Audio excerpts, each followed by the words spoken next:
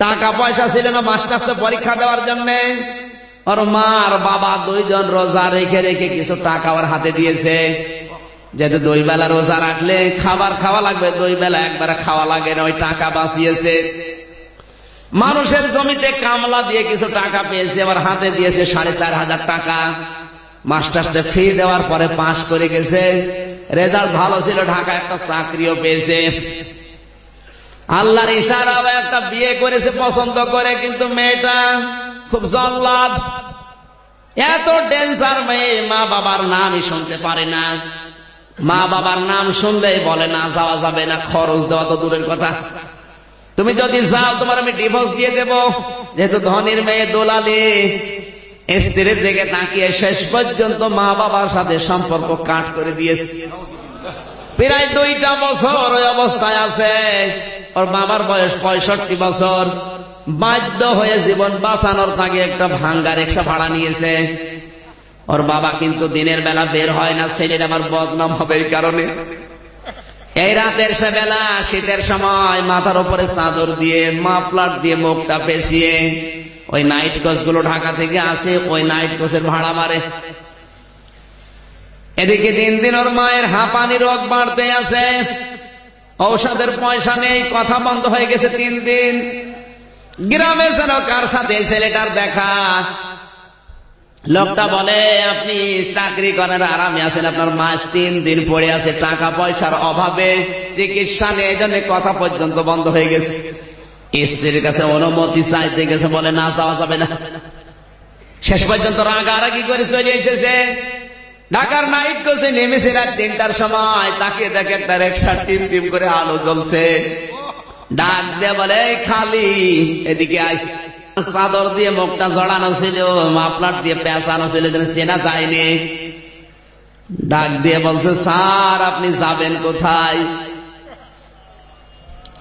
শান্তি পাড়ায় জখমিয়ার বাড়ি যাব। কি হয় আপনার? ধমক দিয়ে বলছে কি হয় তোমার জানার দরকার নেই, যাবে কিনা বলো।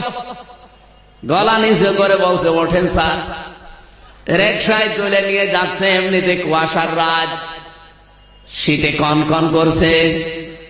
3 দিনের প্রায় না খাওয়া শরীর, স্ত্রীর কথা বন্ধ, চারিদিককার টেনশনে মুরব্বী মানুষ ভাঙ্গা রিকশা আস্তে আস্তে যায়, পিঠের উপরে ধাক্কা দিয়ে বলছে জোরে চালাও। আরেকটু যাওয়ার পরে আরেকটা ধাক্কা দিয়ে বলছে এই বয়সে রিকশা নিয়ে আসো কেন, চালাতে পারো না। আরেকটু যাওয়ার পরে আবার ধাক্কা দিয়ে বলছে তোমার কি ছেলে নেই, এই বয়সে রিকশা নিয়ে আসো। হঠাৎ করে নিজেকে আর সামলাতে পারে নাই, ডাক দিয়ে বলছে স্যার আমি কি একটু নামতে পারি? কেন? আপনার মোবাইলের লাইট একটু বের করেন তো।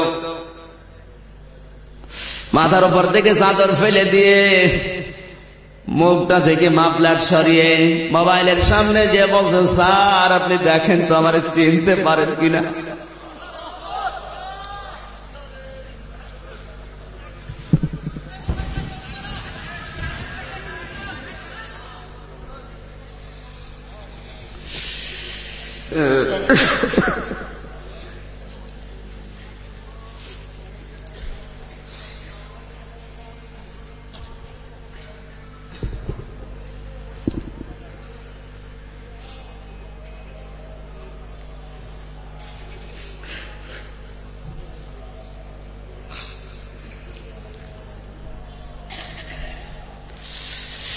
তোমাকে স্যার বানাতে গিয়ে আমার জীবনটা নষ্ট হয়ে গেছে।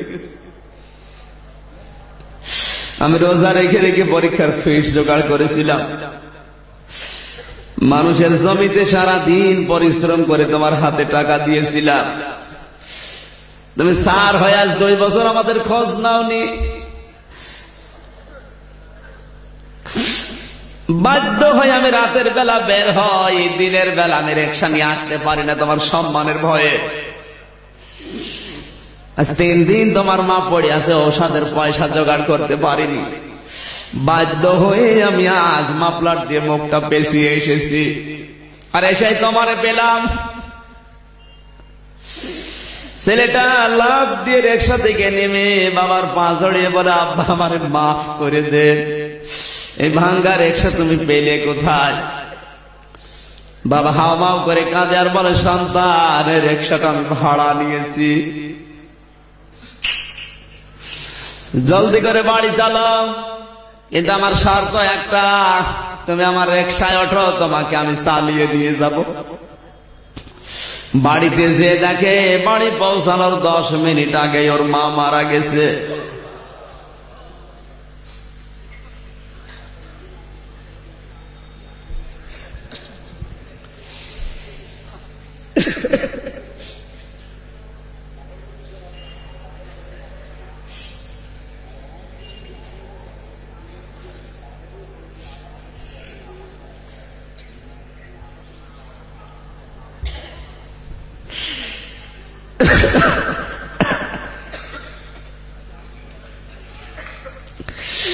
দৃশ্য দেখে বাবাও 2 মিনিটের ভেতরে হার্ট অ্যাটাক করে মারা গেছে। মা বাবার লাশ জড়িয়ে হাওমাও করে কাঁদে, ও মা বাবা, আমারে মাফ করে গেলে না, আমি দুনিয়াও হারালাম, আখিরাতও হারালাম। বিশ্বনবী এই জন্যে হাদিসে জানিয়েছেন, হোমা জান্নাতুকা হোমা নারুকা, মা বাপ তোর জান্নাত, মা বাপ তোর জাহান্নাম। তাম দুনিয়ার সব মানুষ যদি হারিয়ে যায়, একদিন না একদিন আবার পাওয়া যাবে। বন্ধু হারিয়ে গেছে, আবার নতুন বন্ধু হবে। বান্ধবী হারিয়ে গেছে, আবার নতুন বান্ধবী হবে। বউ মারা গেছে, আবার বিয়ে দিলে বউ পাবে।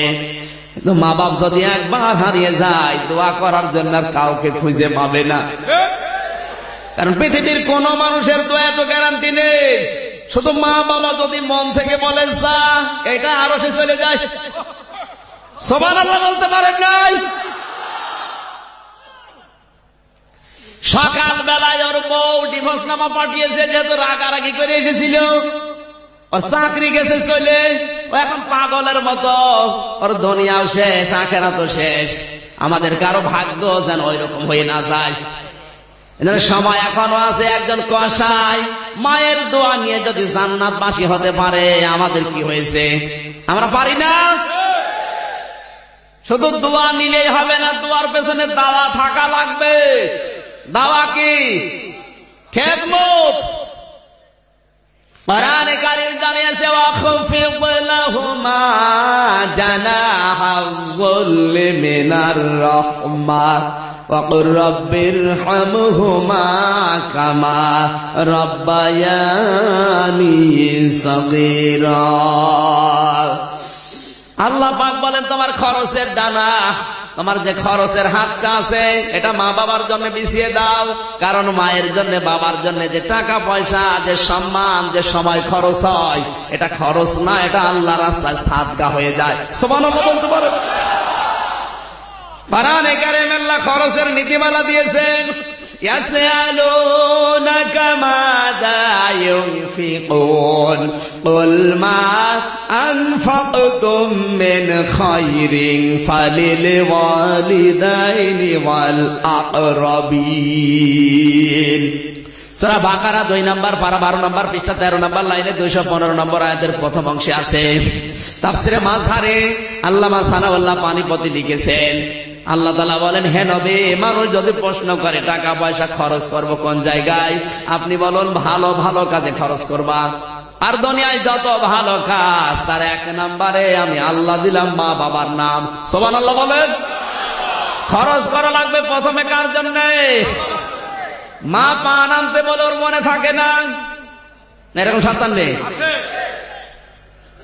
আপনি পৃথিবীর যদি বেশি দিন বেঁচে থাকতে চান, আপনার ভাগ্য যদি পরিবর্তন করতে চান, আপনি যদি দুনিয়ার উপরে উঠতে চান, কসম করে বলছি, মা বাবা ছাড়া অন্য কোনো উপায় নেই। কথা বলেন না কেন? তাম দুনিয়ার পীর সাহেব গুলো যদি আপনার জন্য দোয়া করে, নবীজি বলেছেন ওটা মাথার উপরে উঠতেও পারে না, উঠতে পারে। কিন্তু মা বাবা যদি একটু বলে দেয়, আল্লাহ তুমি আমার ছেলেটা একটু দেখো, ওটা আরো সে ধাক্কা দেয়। মা বাবার কাছ থেকে দোয়া নেওয়া লাগবে। দোয়া নিয়ে যদি এই দাওয়া পেছনে থেকে জান্নাত পান, বের হয়েই দেখবেন লোকটা দাঁড়িয়ে, গোলাম ভাই, জিজ্ঞাসা করবেন, ভাই আপনার জন্য দোয়া করেছিলাম, আপনি আমার পাশের ফ্ল্যাটে, একটু আসেন, বেলকুনিতে বসি।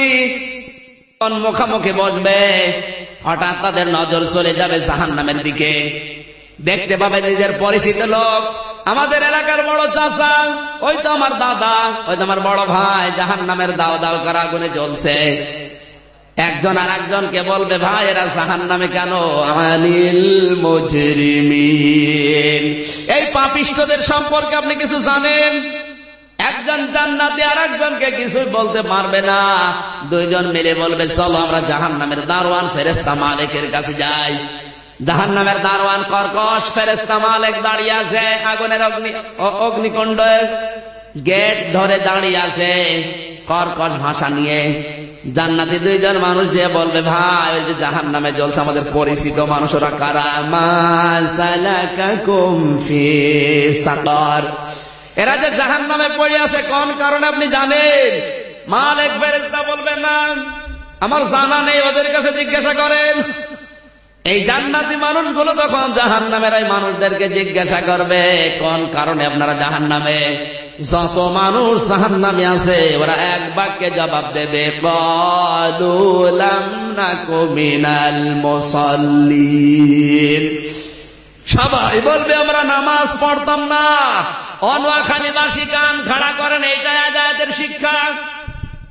কোন খ্রিস্টান বলবে আমি নামাজ পড়তাম না, কোন ইহুদি বলবে, কোন হিন্দু বলবে, কোন মুশরিক বলবে, কারণ ওরা তো নামাজই পড়ে না, ওদের নামাজই নেই। বলবে কারা? বলেন। তাহলে যে মুসলমান দাবি করার পরও নামাজ পড়ে না, সে যে দলের লোক হয় হোক, ও জাহান্নামে যাবে। আর কারো ফতোয়া লাগবে? এ ফতোয়া কার? নামাজ যারা পড়বে না সে যে দলের লোক হোক, ও জাহান্নামে যাবে। মুসা আলাইহিস সালামের কাছে এক যুবতী মেয়ে এসে বলে, আল্লাহর নবী আমি জিনা করেছিলাম, গর্ভবতী হয়েছিলাম, পেটে সন্তান জন্ম হয়েছে আমার, ওর আছাড় দিয়ে মেরে ফেলেছি, আমার মতো গুনাহগার কেউ আছে?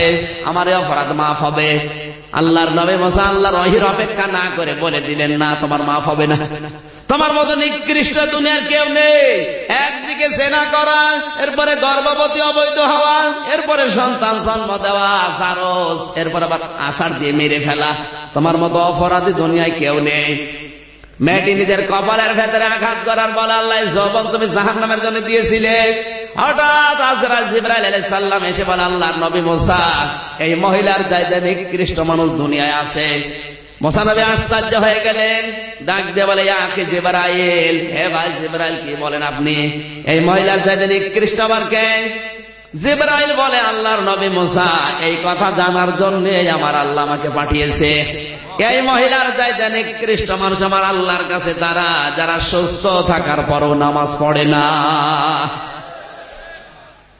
নামাজ না পড়া মানুষ হত্যা করার চাইতেও খারাপ কাজ, নামাজ না পড়া জিনা করার চাইতেও খারাপ কাজ। কথা বলুন। মুসলমান দাবি করলেও যারা নামাজ পড়ে না, যে দলের লোক হয় হোক, যাবে কোথায়? আসতে বলে, যতদিন আজরাইল না আসে নামাজ আর ছেড়ে দেব না, এ ওয়াদা কারা পারবেন দেখি? লিল্লাহি তাকবীর। দেখেন তো হাত তোলেনি কে? দেখেন তো হাত তোলেনি কে? দেখেন, এত কষ্ট দেওয়ার দরকার নেই।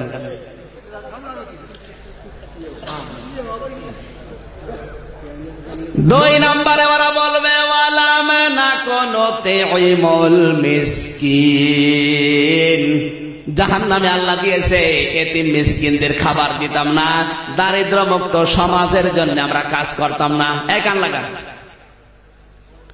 দারিদ্র মুক্ত সমাজের জন্য আমাদের কোনো ভূমিকা ছিল না। ডিজিটাল বাংলাদেশ গঠন করার পেছনে আমরা কোনো শ্রম দেয়নি, কোনো কাজ করিনি, কর্মসূচি হাতে নেইনি। তাহলে ডিজিটাল বাংলাদেশ গঠন করা কিন্তু নফল না ফরজ। কথা বলছেন এখানে? আপনার বিশ্বাস হচ্ছে না? দলিল আমি একটা একটা করে বলছেন, লিখে নেন। কাইলা ইয়াকুনা দৌলাতাম বাইনাল আগনিয়াই মিনকুম আমা আতাকুমুর রাসূলু ফাখুযুহু আমা নাহাকুম আনহু ফান্তাহু। সূরা হাশরের 7 নম্বর আয়াতের মাঝের অংশে দিয়েছেন আল্লাহ, কিছু ধনীদের কাছে শুধু টাকা পয়সা, জমি জায়গা, অর্থ সম্পদ, খাবার এক জায়গায় থাকবে, আর অন্য মানুষ না খেয়ে মরবে। আমি আল্লাহ এটা চাই না। আমি চাই সবার কাছে খাবার থাকবে। প্রধানমন্ত্রীকে জিজ্ঞাসা করেন, শেখ হাসিনা প্রধানমন্ত্রী এই কথাই বলবে যে শুধু আমি নিজে খেয়ে থাকবো আমি চাই না, সবাই খেয়ে থাকবে, দারিদ্র এবং ক্ষুধামুক্ত বাংলাদেশ গঠন করা আমাদের অঙ্গীকার। এটি প্রধানমন্ত্রী শেখ হাসিনা মনে মনে লেখা থাকে না? বলেন, এইটার থিওরিতে আয়াত, উনি আয়াত দেখে দেখে সিদ্ধান্ত নিয়েছে ভালো কাজ যেই করুক তার মর্যাদা দেওয়া লাগবে। ডিজিটাল বাংলাদেশ গঠন করার জন্য যে স্বপ্ন দেখেছেন তিনি অবশ্যই কোরআনের আয়াত দিয়েই করেছেন। মুসলমানের নেই এক কথা বলছেন এখানে 16 কোটি মানুষের জননী প্রধানমন্ত্রী শেখ হাসিনা যে স্বপ্ন দেখেছে এটা বাস্তবায়নের জন্য যে কাজ করবে না সে যে দলের লোক হয় হোক ও জাহান্নামে যাবে। ফতোয়া আমি দেইনি, কোরআন শরীফ 29 নম্বর পারা 18 নম্বর পৃষ্ঠা 13 নম্বর লাইনে আয়াত নাম্বার হচ্ছে 44। বাড়িতে যে মিলান যে তাফসির পড়বেন সেই তাফসিরেই পাবেন। অলাম না কোন নতিউল মিসকিন, দারিদ্রমুক্ত সমাজের জন্য দেশের জন্য যাদের কোনো ভূমিকা ছিল না, শুধু নিজে খেয়ে পরে বাঁচবে, সে যে দলের লোক হয় হোক ও জাহান্নামে। অনেকটা উদ্যোগ নিয়েছে, উদ্যোগকে বাহবা না দিয়ে তার পেছনে না থেকে অনেক মানুষ সমালোচনা করে। আর অন্য কেউ কোন কাজ যদি কোরআন হাদিসের বিরুদ্ধে কেউ করে অবশ্যই তার বিরুদ্ধে কথা বলা লাগবে। এই যে লতিফ কাজ্জাব নবীকে গালি দিয়েছে, কাবা ঘরকে গালি দিয়েছে, এই জন্য প্রধানমন্ত্রী তো দল থেকে দিয়েছে, ওর মন্ত্রিত্ব কেটে দিয়েছে। বলেন, আমরা খুশি এবং রাজি, আরো খুশি হতাম লোকটাকে যদি ফাঁসি দিত। আর আমাদের নবী বিশ্ব নবীকে গালি দিয়েছে। কথা বলেন, এই কাজ্জাবের মতো যারাই নবী নিয়ে ইসলাম নিয়ে কটূক্তি করবে তাদের সর্বোচ্চ শাস্তি ফাঁসি চাই। কারা কারা এই মতে আছেন দেখি, লিল্লাহে তাকবীর।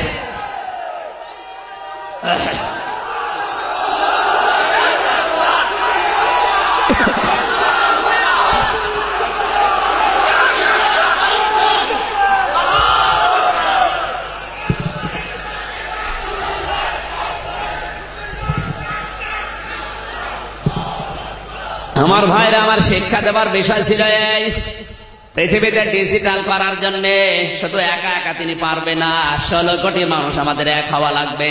আর এই এক মতের সাথে যে যাবে না, অথচ মনে করে এটা আওয়ামী লীগের কাজ, ওরা করে করুক গা, আমরা ওর ভেতরে নেই। কসম করে বলছে আপনি জান্নাত যেতে পারবেন না। কারণ ডিজিটাল মানে চলমান, ডিজিটাল মানে গতিময়, ডিজিটাল মানে একটার পরে একটা 99টা অর্থ হয় ডিজিটাল। কিন্তু এই থিওরি যদি বাস্তবায়ন করেন শুধু নিজে খাবো অন্য না খেয়ে মরুক, আপনি আগে জাহান্নামে যাবেন। কথা বলুন, সামাজিক জীবনও ডিজিটাল করা লাগবে। অনেক ধনী মানুষ আছে শুধু নিজের আখের গোছাচ্ছে।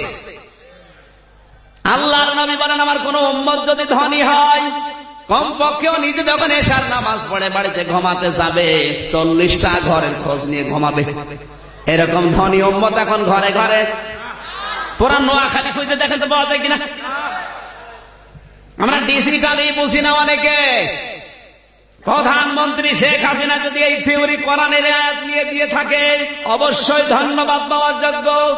কিন্তু এটা বাস্তবায়ন করার জন্য আমার আল্লাহ থিওরি দিয়েছেন, ডিজিটাল করতে চাও ওমা আতাকুমুর রাসূলু ফাখুযুহু ওমা নাহাকুম আনহু ফান্তাহু। আমার নবী যা দিয়েছে সেগুলো আঁকড়িয়ে ধরা লাগবে, নবী যেটা নিষেধ করো ওটা ছেড়ে দেওয়া লাগবে। আল্লাহর নবী জানিয়েছেন উম্মতরা সুদ ভিত্তিক অর্থনীতি বর্জন করো, যাকাত ভিত্তিক অর্থনীতি কামড়িয়ে ধরো। কথা বলছে না কেন?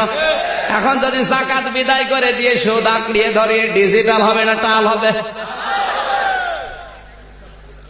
আব্দুল্লাহ বিন মুবারকের জীবনে দেখলাম এত বড় আলেম ছিল, তার নাম জানে না এমন কোন আলেম দুনিয়ায় নেই। তিনি একবার হজে যাওয়ার জন্য মনস্থ করলেন, টাকা পয়সা পর্যন্ত গোছানো হয়ে গেছে, বেডিং খেতে বাধা শেষ। হঠাৎ তাকিয়ে দেখে তার 7 বছরের ছেলে কাঁদতেছে। জিজ্ঞাসা করে বাবা কাঁদো কেন? ছেলেটা বলে আব্বা আমি ওই পাড়ায় গিয়েছিলাম, দেখি ওরা মাংস রান্না করে খাচ্ছে, আমি চেয়েছি আমারে দিল না, ঘাড়ে ধাক্কা দিয়ে তাড়িয়ে দিল, আমার মনে দুঃখ লেগেছে এই জন্য কাঁদতেছি। সন্তানের কান্না থামানোর জন্য নিয়ে গেলেন, হাতটা ধরে বাড়িতে সালাম দিলেন, আসসালামু আলাইকুম ইয়া আহলাল বাইত। বাড়ির ভেতর থেকে মালিক বেরিয়ে দেখে আব্দুল্লাহ বিন মুবারক ছেলে নিয়ে দাঁড়ানো। বলে হুজুর এত বড় আলেম আমার বাড়ির সামনে আসেন, আমার বাড়ির ভেতরে কি খেদমত করবো আপনার। হযরতে মোবারক বলে বন্ধু আমি ব্যস্ত মানুষ, বাড়ির ভেতরে যাওয়ার মতো সময় আমার হাতে নেই, আমি হজে যাচ্ছিলাম। তোমাদের বাড়িতে মাংস রান্না হয়েছে? বলে হ্যাঁ। আমার এই ছেলেটা এসেছিল? বলে হ্যাঁ। চেয়েছিল? বলে হ্যাঁ। দাও নাই কেন? কথা বলে না। চোখের পানি ফেলে দিয়ে বলে হুজুর দুঃখের কথা বলবো কি, আজ 3 দিন পর্যন্ত আমার চুলায় কোনো আগুনই চলে না। আমি ময়দানে গিয়েছিলাম কাজের সন্ধানে, কিন্তু কাজ পাইনি। প্রতিমধ্যে আসার সময় দেখি একটা মরা গরু পড়ে আছে। রাস্তার আশপাশে মানুষ দেখতে না পেয়ে চামড়া ছিলে কিছু মাংস নিয়ে এসেছি। জীবন বাঁচানোর তাগিদে আমার পরিবারস্থ লোকদেরকে সিদ্ধ করে খাওয়াচ্ছিলাম। আপনার ছেলেটা এসে হাজির, আপনি তো ধনী মানুষ, যাকাত ফিতরায় খান না, এই মরা গরুর মাংস খাবেন? বারবার ওকে ফেরত দিয়েছি, ও ছোট মানুষ যায় না, এই জন্য ঘাড়ে ধাক্কা দিয়ে বের করে দিয়েছি। মরা গরুর মাংস যদি আপনার ছেলেকে না দিয়ে ভুল করে থাকি, মেহেরবানি করে আমারে মাফ করে দেন। হযরতে মোবারক কেঁদে ফেললেন, এক দলে বাড়িতে গেলেন। হজে যাওয়ার টাকাগুলো লোকটার হাতে এনে দিয়ে বলে ভাই আমি ফরজ হজ করেছি, নফল হজে যাচ্ছিলাম, আমার দরকার নেই। এই টাকাগুলো নিয়ে আপনি পরিবারস্থ লোকদেরকে খাবার কিনে খাওয়ান, বাকি টাকা ব্যবসা বাণিজ্য করে প্রতিষ্ঠিত হন। কোনদিন এই টাকা আমার আর দেওয়া লাগবে না। আপনি আমার এলাকায় বসবাস করেন, এত কষ্টে আছেন, আমি খোঁজ নিতে পারি নাই।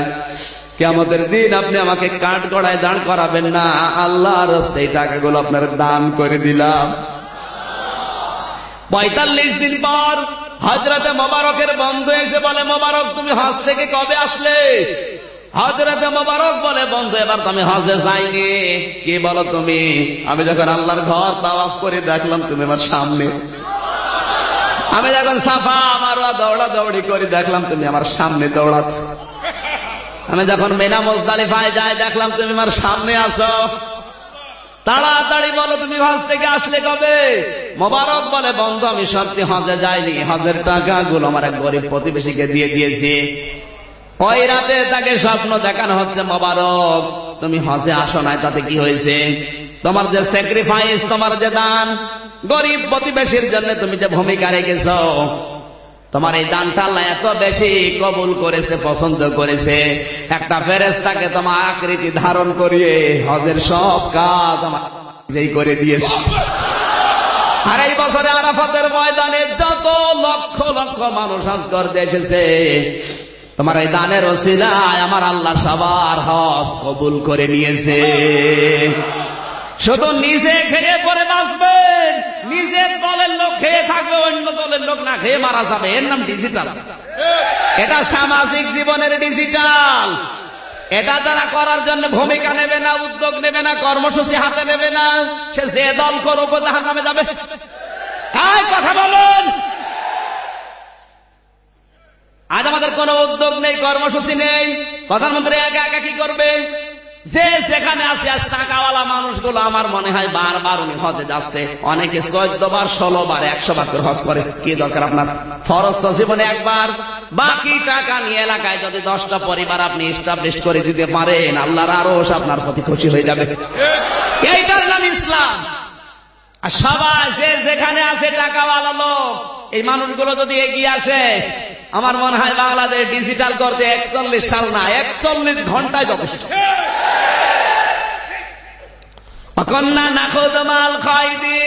ওরা বলবে জাহান্নামে আল্লাহ দিয়েছে, এই কারণে আমরা সমালোচনা করতাম বেশি।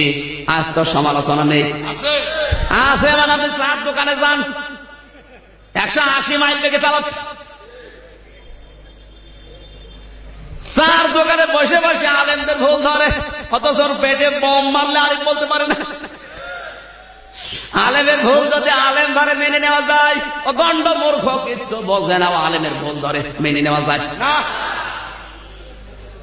আর কিছু মানুষ এখন তৈরি হচ্ছে, হুজুর দেখলে ওদের মন খারাপ হয়। ডিজিটাল মানুষেরা হুজুর দেখলে যেন কেমন কেমন করে। আমি যে বিমানে একবার আসছিলাম যশোর থেকে, চা দিয়ে গেল বিমানবালা। চা খাওয়ার সময় আমি ডান হাত দিয়ে খাচ্ছি, আমার পাশে একজন বসে ভদ্রলোক, দাড়ি গপ কিছু নেই, নমো, উনি বাম হাত দিয়ে শুরু করেছে। মনে করলাম হয়তো মাসলা জানেন একটু শিখিয়ে দেয়, বললাম ভাই বাম হাত দিয়ে খেতে নেই, বাম হাতে শয়তান খায়। ওরে বাবা বলতে দেরি যুদ্ধ শুরু হয়ে গেছে। আমার বছর হুজুর চুপ করে থাকে, আমার চা আমি খাবো, আপনার চা আপনি খান, যে হাত দিয়ে ইচ্ছা সেই হাত দিয়ে খাবো। ডান হাতও আল্লাহ বানিয়েছে, বাম হাতও আল্লাহ বানিয়েছে। চিন্তা করলাম আল্লাহ যদি না মানবে আমার ধুয়ে ফেললো কেন? বাম হাতের বড় আঙ্গুল মুখের কাছে নিয়ে বললাম একটা কথা বললেন, হুজুর বাম হাত দেখান। আমি বললাম ডান হাতও আল্লাহ বানিয়েছে, বাম হাতও আল্লাহ বানিয়েছে, একটা দেখালেই হইল। শয়তান চুপ করে আসার কথা বলছে না। হুজুর দেখলে ও চুলকানি ওঠে, হুজুর যদি একটু চড়ে যায় বলবে দাওয়াত পেয়েছে, যদি একটু আসতে যায় বলবে কি খাওয়া খেয়েছে, আমরা করবো কি?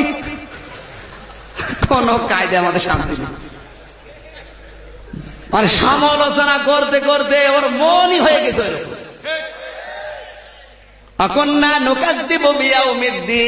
ওরা বলবে আমরা কিয়ামত যে আছে বিশ্বাস করতাম না। আমরা অনেকে কিয়ামত আছে বিশ্বাস করি না, শুধু মুখে স্বীকার করছে কিয়ামত আসে, কিন্তু কিয়ামতের বিশ্বাস কাকে বলে আমরা অনেকে জানি না। বলেন কষ্ট হচ্ছে আপনাদের? যারা জেনেছিল তাদের দিকে তাকান। হযরত ওমর কিয়ামত বিশ্বাস করতেন কেমন করে বা তাকান, তার জীবনে থেকে বলছে। হযরত আব্দুল্লাহ পড়ছেন মক্তবে, হোসাইন বারবার কলম ফেলে দেয় আর বলে আব্দুল্লাহ কলম তুলে দাও। তিনবার কলম তুলে দিয়েছে, চতুর্থবার আবার ফেলে দিয়ে বলে কলম তুলে দাও। হযরত আব্দুল্লাহ বলে হোসাইন তিনবার কলম তুলে দিলাম, চতুর্থবার আবার কলম তুলতে বলো, আমি কি তোমার খাদেম নাকি, তোমার চাকর? হযরত হোসাইন বলে আপনি শুধু আমার চাকর না, আপনার বাবা পর্যন্ত আমার নানা চাকর। খাদেমের বাচ্চা খাদেম, আপনি কলম তুলে দেন। প্রেসিডেন্টের ছেলে গেছে রাগ হয়ে, বাবাকে বলে আব্বা আমি আর মাদ্রাসায় পড়বো না, আমাকে খাদেমের বাচ্চা খাদেম বলে গালি দিয়েছে হোসাইন, আমি বিচার চাই। বলে জমার সময় বিচার হবে, হাজার হাজার সাহাবীরা হযরত আমার খুতবা দিলেন, ডাক দিয়ে বললেন সাহাবীরা এখানে হোসাইনের নামে বিচার দিয়েছে আমার সন্তান আব্দুল্লাহ। হোসাইন কোথায়? সামনে আসো। তুমি আমার ছেলেকে গালি দিয়েছো? বলে হ্যাঁ। কেন দিলে? হযরত হোসাইন বলে খলিফা বুকে হাত দিয়ে বলেন তো আপনি কি আমার নানার খাদেম না? হযরত ওমরের কথা বন্ধ হয়ে গেছে, দর দর করে চোখ দিয়ে পানি পড়ছে। ডাক দিয়ে বলে হোসাইন কথাটা লিখে দিতে পারবে? বলে কাগজ নিয়ে আসেন। খেজুর পাতা নিয়ে এসেছে, পাতার উপরে লিখে দিয়েছে ওমর আমার নানার খাদেম ছিল, আমি লিখে দিলাম ইতি হোসাইন ইবনে আলী, সই করে দিলাম। হযরতে হোসাইন কাগজটা হাতে দিয়ে দিলেন ওমরের। হযরত ওমর কাগজটা নিয়ে সোমা খাচ্ছে। ডাক দিয়ে বলে নবীর সাহাবীরা বিচার হয়ে গেছে।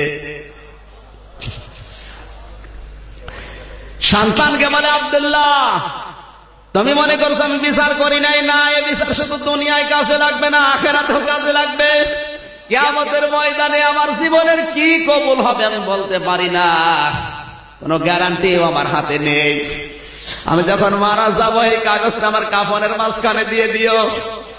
কিয়ামতে যখন আল্লাহ জব্বার আর কাহার নাম নিয়ে বিচার আরম্ভ করবে, আমার জীবনের কিছু যদি আল্লাহর পছন্দ না হয় এই কাগজটা উঁচা করে ধরবো।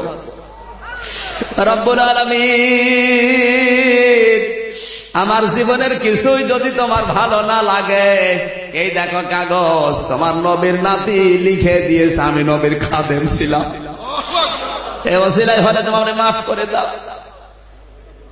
এর নাম কিয়ামত। কেউ আসবে না আপনার কাছে।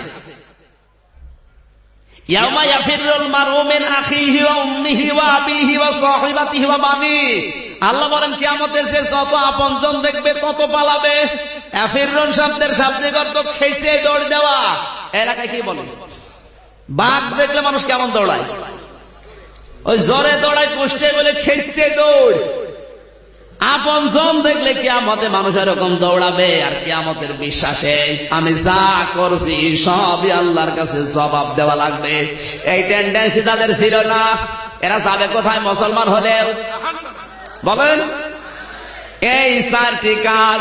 1 নাম্বার নামাজ পড়তাম না, 2 নাম্বার দারিদ্র্যমুক্ত সমাজের জন্য কাজ করতাম না, 3 নাম্বারে সমালোচনা করতাম আল্লাহ রাসূলের, আলেমদের, মুসলমানদের, 4 নাম্বারে কিয়ামত আছে এটা শুধু মুখে স্বীকার করেছি কিন্তু বাস্তবে প্রমাণ করে আমি দেখাতে পারিনি। এই 4টি কাজ যাদের ভেতরে আছে সে যে দলের লোক হোক ও জাহান্নামে যাবে মুসলমান দাবি করলেও। আল্লাহ আমাদের যেন হেফাজত করে, জোরে বলেন আমিন। আজকের আয়াতটা কিয়ামতে যেন আমাদের পক্ষে সাক্ষী দেয়। নবীজি জানিয়েছেন আল কোরআনু হুজ্জাতুল লাকা ওয়া আলাইকা, কোরআন শরীফ যার পক্ষে সাক্ষী দেবে আল্লাহ তাকে মাফ করে দেবে। আর এটা যদি কারো বিপক্ষে যায় ও যত বড় পীরের মুরিদ হোক জাহান্নামে যাবে। এই আয়াতটা যদি কিয়ামতে আমাদের সাক্ষী হয় লস হবে? কোন চিন্তা নেই, আয়াতটা যদি আমল করতে পারি সাক্ষী ইনশাআল্লাহ দেবে। আমিন, জোরে বলেন। বারাকাল্লাহু লানা ওয়া লাকুম ফিল কোরআনিল আযীম। অনেক দূরের মানুষ এখানে আছে, আমি এখানে দেখতেছি সেই কুমিল্লা ক্যান্টনমেন্টের কিছু মানুষ বসে আছে, ফেনী থেকে অনেক দূর দূর থেকে এসেছেন। এশার নামাজ যারা পড়েননি মোনাজাতের পরে নামাজ পড়ে বাড়ি যাবেন।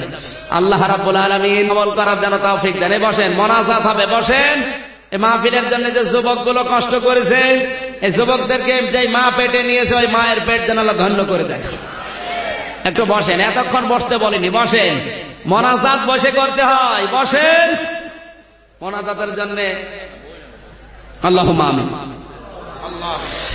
ربنا ظلمنا أنفسنا وإن لم تغفر لنا وترحمنا لنكونن من الخاسرين ربنا لا تزغ قلوبنا بعد إذ هديتنا وهب لنا من لدنك رحمة إنك أنت الوهاب।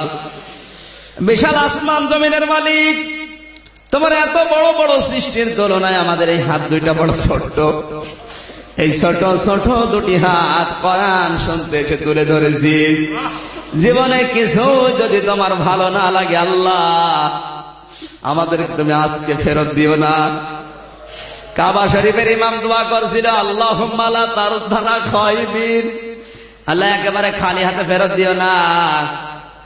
তোমার কুদরতি পায়ে ধরে বলি আল্লাহ তুমি আমাদেরকেও খালি হাতে ফেরত দিও না। মনের ভেতরে যার যে কামনা বাসনা আছে মেহেরবানি করে আমাদের জায়েজ আশাগুলো পূর্ণ করে দাও। কোরআনের ইজ্জতে যদি সওয়াব দিয়েই থাকো তুমি কোটি কোটি করে বাড়িয়ে দাও। কিয়ামতের দিন সুপারিশ করে জান্নাতে নিয়ে যাবে আল্লাহ তুমি নবীর রওজায় পৌঁছিয়ে দাও। কত মানুষ দেখলাম সালাম দিচ্ছে, বাংলাদেশের প্রান্ত থেকে আমরা সালাম পাঠাই, আল্লাহ তাআলা ফেরেশতাদের মাধ্যমে আমাদের দরুদ সালাম তুমি নবীর রওজা মুবারকে পৌঁছিয়ে দাও।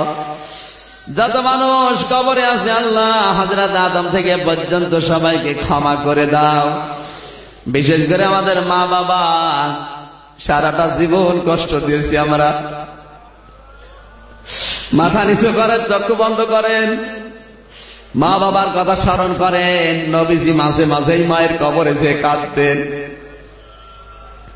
সাহাবীরা বলে হুজুর আপনি কাঁদেন কেন? বিশ্ব নবী বলেন সাহাবীরা আমার মায়ের ওই ছোট্ট বেলার আদরের কথা আমার মনে পড়ে গেছে।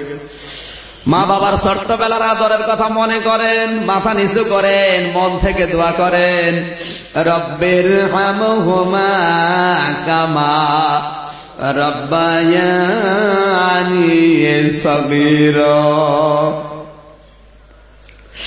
সারাটা জীবন বাবাকে কষ্ট দিয়েছি, পিঠের চামড়া পর্যন্ত কালো বানিয়ে ফেলেছে খাটতে খাটতে।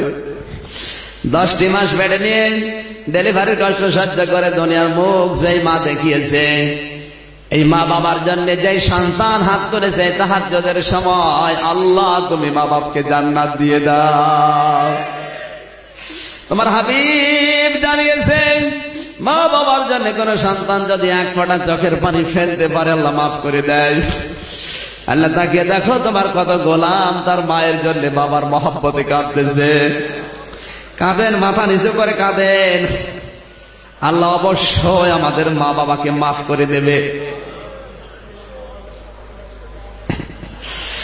রব্বুল আলামিন কোরআনের মাহফিলের সভাপতি, আল্লাহ তাআলা এলাকার সর্বজন শ্রদ্ধাভাজন ব্যক্তি বড় ভাই জনাব গোলাম কবির, আল্লাহ তুমি তার মা বাপকে ক্ষমা করে দাও, আল্লাহ তার জীবনের অপরাধগুলো মাফ করে দাও, তাকে ভালো ভালো কাজ করার সুযোগ করে দাও। জনপ্রতিনিধি হওয়ার আকাঙ্ক্ষা পেশ করেছে, আল্লাহ তাআলা মেহেরবানি করে তুমি তার আশা কবুল করো। সম্মানিত সভাপতি, সারাটা জীবন যিনি আমাদের মতো ছাত্রকে পড়িয়েছে, আল্লাহ তাআলা জাইনাল আবেদিন এই মাস্টার সাহেবকে কবুল করে নাও। যত জ্ঞান ছড়িয়েছে সারাটা জীবন, এই জ্ঞানগুলো তুমি ইসলামের কাছে লাগাও। ছেলাদি যুব সমাজ, আল্লাহ তাআলা কোরআনের জন্য যে বিশাল আয়োজন করেছে, প্রবাসে যারা আছে লক্ষ লক্ষ টাকা কোরআনে মাহফিলের জন্য যারা পাঠিয়েছে, হাজার হাজার টাকা, এই টাকাগুলো কোরআনের প্রচারের জন্য তুমি কবুল করে নাও। রব্বুল আলামিন হারুন ভাই সহ তার ছেলের জন্য দোয়া চেয়েছে, আল্লাহ তাআলা মেহেরবানি করে তাকে তুমি কবুল করো। সামনে পরীক্ষা দেবে অনেকে, এসএসসি দাখিল, আমাদের সন্তানাদি ছেলে মেয়ে যাদের পরীক্ষায় আছে মেধাসিটি খুলে দাও। আল্লাহ তাআলা আমাদের জীবনের অপরাধের দিকে তাকালে হয়তো তোমার মাফ করতে ইচ্ছে করবে না, অপরাধগুলো দেখো না, তোমার রহমতের দিকে তাকাও, জিন্দেগীর গুনাহগুলো মাফ করে দাও। বিশেষ করে এই যুবকদেরকে যেই মা পেটে নিয়েছে, আল্লাহ রাকিব ভাই, আলাউদ্দিন ভাই, সালাউদ্দিন ভাই, আবু সালে ভাই সহ নাম না জানা যত যুবক আজকের মাহফিলের জন্য শ্রম দিল, এই স্বেচ্ছাসেবক গুলোকে ওমরের মতো কবুল করে নাও।